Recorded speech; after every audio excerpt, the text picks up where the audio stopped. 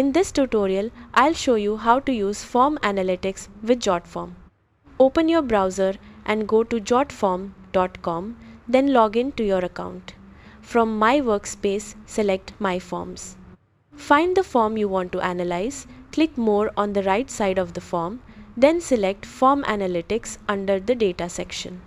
The Analytics dashboard will open, where you can view key metrics such as views, responses, conversion rate, and average time spent. To analyze a specific period, choose a date range at the top of the dashboard.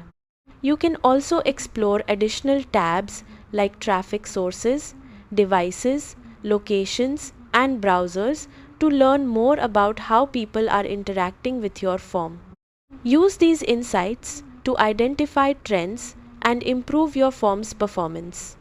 That's how to use form analytics with Jotform. Thanks for watching.